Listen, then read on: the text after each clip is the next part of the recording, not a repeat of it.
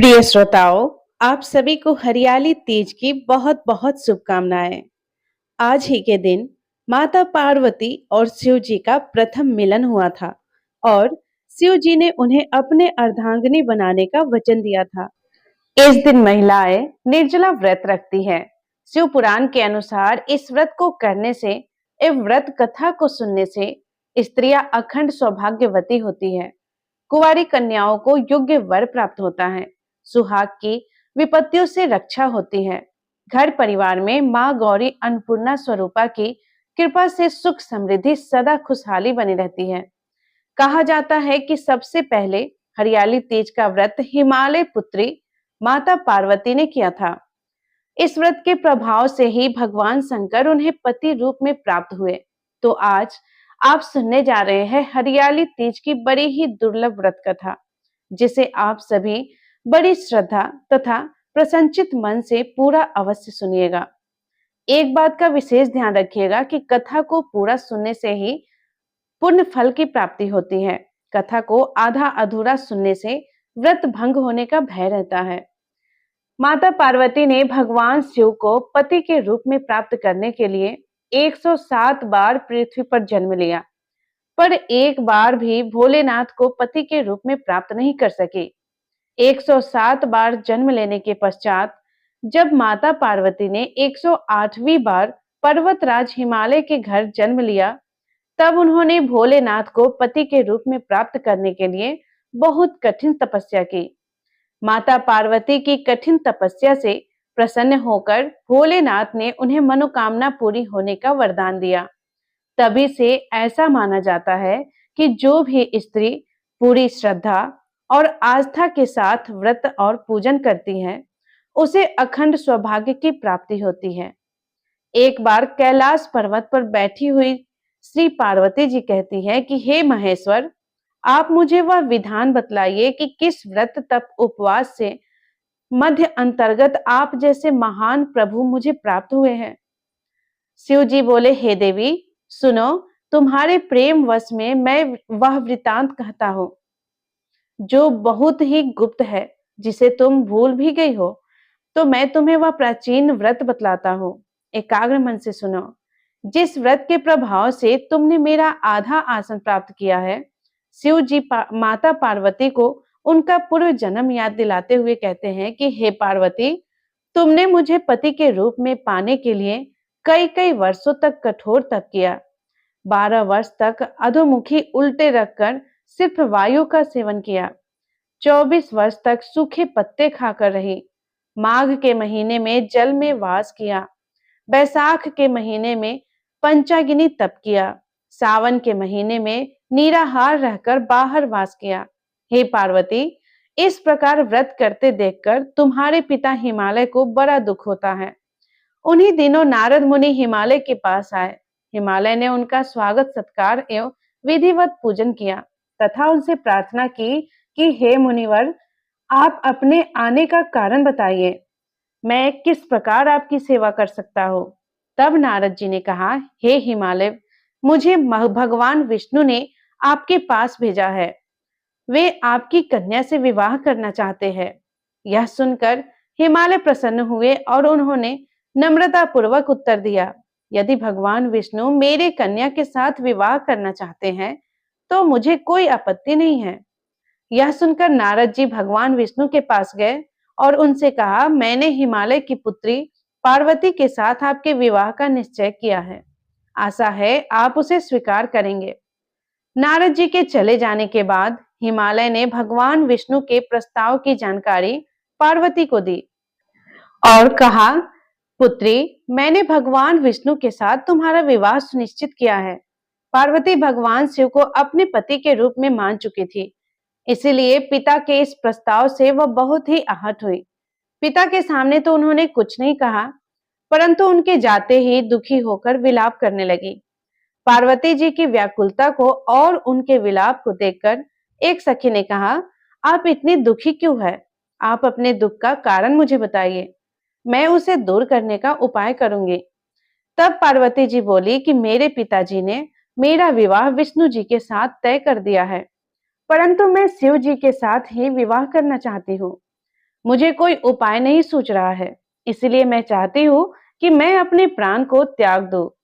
तुम्हारे पास यदि कोई उपाय है तो बताओ। सखी ने कहा, प्राण त्यागने से कोई आवश्यकता नहीं है। मैं आपको ऐसा गहन वन में ले चलूंगी जहां आपके होने की जानकारी आपके पिता को भी नहीं चलेगी। इसके पश्चात सखी पार्वती जी को लेकर वन में चली गई। इधर हिमालय पार्वती जी को अपने घर में ना पाकर इधर उधर खोजने लगी। जब पार्वती जी नहीं मिली तो हिमालय को की चिंता बढ़ गई। वह सोचने लगे कि मैंने तो नारद जी को वचन दे दिया था, और जब विष्णु जी बारात लेकर आएंगे तो मैं उन्हें क्या कहूंगा। इस चिंता में पार्वती जी के ना होने की व्याकुलता में हिमालय मूर्छित होकर गिर पड़े। हिमालय की यह अवस्था देखकर अन्य सभी पर्वतों ने उनका कारण जाना चाहा। तब उन्होंने बताया कि उनकी पुत्री पार्वती कहीं नहीं मिल रही है, और उन्होंने भगवान विष्णु से पार्वती का विवाह सुनिश्चित कर दिया है। हिमालय की बात जानकर सभी पर्वत पार्वती जी को खोजने इधर उधर चले गए। वहीं पार्वती जी सघनन वन की एक गुफा में नदी किनारे शिव जी का भजन पूजन करने लगी। सावन के शुक्ल पक्ष की तृतीया अर्थात तीज के हस्ती नक्षत्र में पार्वती जी ने बालू रेत का शिवलिंग स्थापित करके निराहार व्रत करते हुए पूजन आरंभ किया और रात्रि जागरण किया। पार्वती जी द्वारा किए गए कठिन व्रत पूजन से शिव जी प्रसन्न हो गए। उन्होंने प्रकट होकर पार्वती जी से कहा कि हे प्रिय, तुम्हारे व्रत के प्रभाव से मेरा आसन डिंग है। बताओ तुम्हें क्या वरदान चाहिए। तब पार्वती जी ने कहा कि यदि आप मुझ पर प्रसन्न हैं, तो मुझे अपनी अर्धांगिनी बनाना स्वीकार कर ले। शिव जी ने ऐसा ही करने का वचन दिया और कैलाश को चले गए। मनोकामना पूर्ण होने पर पार्वती जी ने पूजन की सामग्री का नदी में विसर्जन किया, स्नान किया और सखी समेत पारण किया। उसी समय हिमालय पार्वती को खोजते खोजते उस स्थान पर गए जहां पार्वती जी ने शिव जी का पूजन किया था। पार्वती जी के पास जाकर हिमालय ने कहा, हे पुत्री, तुम यहाँ कैसे पहुंची। तब पार्वती जी ने कहा, आपने मेरा विवाह विष्णु जी के साथ तय कर दिया था, इस कारण से मैं घर को छोड़कर यहाँ निर्जन वन में चली आई, जहां मैंने शिव जी का पूजन किया और उन्होंने प्रसन्न होकर मेरे साथ विवाह करने की स्वीकृति प्रदान की है। यदि आप मुझे शिव जी के साथ विवाह करने की अनुमति प्रदान करते हैं, तो मैं आपके साथ चलने को तैयार हूँ। पार्वती जी की बात सुनकर हिमालय ने अपनी सहमति जता दी और पार्वती जी को लेकर घर आ गए। उसके कुछ समय पश्चात पार्वती जी का विवाह शिव जी के साथ विधि पूर्वक संपन्न हुआ। यह वह दिन है जब पार्वती जी की भक्ति और तपस्या ने आखिरकार शिव जी को जीत ही लिया और उनका विवाह हो गया। यह त्योहार सनातन धर्म की परंपराओं में गहराई से निहित है और विवाह के शाश्वत बंधन का प्रतीक है। तीज की कथा केवल कथा नहीं बल्कि अटूट विश्वास और प्रेम का प्रतिनिधित्व करती है। महिलाएं अपने वैवाहिक सुख और अपने परिवार की खुशहाली के लिए आशीर्वाद मांगने के लिए हरियाली तीज का व्रत रखती है। यह व्रत एक पत्नी के समर्पण और शक्ति का प्रमाण है, जो देवी पार्वती के शिव की पत्नी बनने की दृढ़ संकल्प को दर्शाता है। इतनी कथा सुनने के बाद माता पार्वती ने कहा, हे भोलेनाथ, इस हरियाली तीज व्रत में 16 श्रृंगार का ही महत्व है। अब मैं आपसे हरियाली तीज से संबंधित 16 श्रृंगारों की विशेषताओं का वर्णन सुनना चाहती हूँ।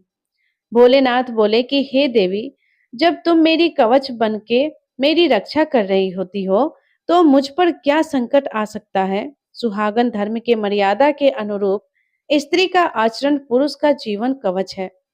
अपनी मांग को सिंदूर से सुशोभित कर तुम मेरी दीर्घ आयु सुरक्षित करती हो। सुहागन का गौरव अर्थात नख छिद्र में नथनी ग्रहण करती हो।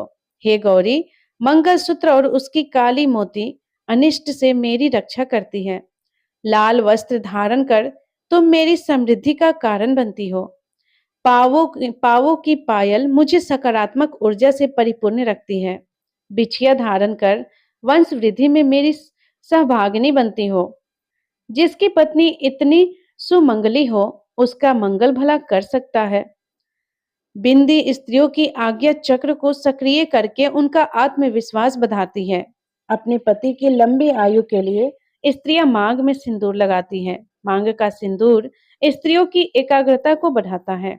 आंख का काजल स्त्रियों के जीवन में मंगल दोष कम करके उन्हें बुरी नजर से बचाता है। आंखों का काजल स्त्रियों के वात्सल का प्रतीक है। बालों में गजरे का श्रृंगार से स्त्रिया को ताजगी और ऊर्जा से भर देती है। गजरे से आने वाली खुशबू स्त्रियों के मन को शांत बनाए रखती है। इसके अलावा नाक में पहनने वाली नथनी से सुहागिनों के पति का स्वास्थ्य अच्छा रहता है और घर में धन धान की वृद्धि होती है। होठों की लाली उसकी मीठी वाणी का प्रतीक है। सिर पर पहनने वाले मांग टीके से स्त्रियों की चेतना शक्ति बढ़ती है। कानों की बालियां स्त्री के सेहत को अच्छा बनाए रखती हैं। पति के प्रति अपने समर्पण भाव को दिखाने के लिए स्त्रियां अपने गले में मंगलसूत्र पहनती हैं। काले मोती और सोने के मोतियों से बना मंगलसूत्र स्त्रियों के मन में अपने पति के प्रति प्रेम और आदर सत्कार को बढ़ाता है। स्त्रियों द्वारा बाजुओं में पहनने वाला बाजूबंद परिवार के धन प्रतिष्ठा की रक्षा करने का संकेत है। हाथ की चूड़ियां स्त्रियों के परिवार की संपन्नता और खुशहाली का प्रतीक होता है। अनामिका उंगली में पहनने वाली अंगूठी का मतलब है कि पति पत्नी जीवन भर एक दूसरे का हाथ थामे रहेंगे। चांदी का कमरबंद स्त्रियों को गर्भाशय के रोग से बचाता है। पायल और बिछिया इस बात का संकेत होते हैं कि स्त्रियों अपने घर परिवार पर आने वाली सभी मुसीबतों का सामना करने के लिए तैयार है। सुहागिनों के हाथों की मेहंदी का गाढ़ा रंग पति पत्नी के आपसी प्रेम का संकेत है। साथ ही मेहंदी की खुशबू मानसिक तनाव को कम करती है। तो हे पार्वती, मैंने आज तुमसे वह गुण रहस्य, वह आख्यान का सुनाया है जिसे कहने सुनने से व्यक्ति का कल्याण होता है। सुहागिन महिलाएं इस व्रत को करके अखंड सौभाग्यवती होती है, जो बड़ी ही कल्याणकारी और पुण्यदायक है। हे उमापति शिव शंकर भगवान, आप अपने सभी भक्तों का कल्याण करना। जो माताएं बहनें हरियाली तीज का व्रत रख रही है, उनका व्रत सफल बनाना, उनके समस्त मनोकामनाओं की पूर्ति करना और इस कथा कहानी को कहते सुनते हुंकार भरते सबका कल्याण करना। तो सभी प्रेम से बोलिए माता पार्वती और शंकर भगवान की जय। तो प्रिय श्रोताओं, ये थी हरियाली तीज की व्रत कथा। यदि ये कथा आपको पसंद आई हो तो वीडियो को लाइक करके चैनल को सब्सक्राइब जरूर कीजिएगा और कमेंट में ओम नमः शिवाय जय मां पार्वती लिखना बिल्कुल ना भूलिएगा। धन्यवाद। राधे राधे। जय श्री कृष्णा।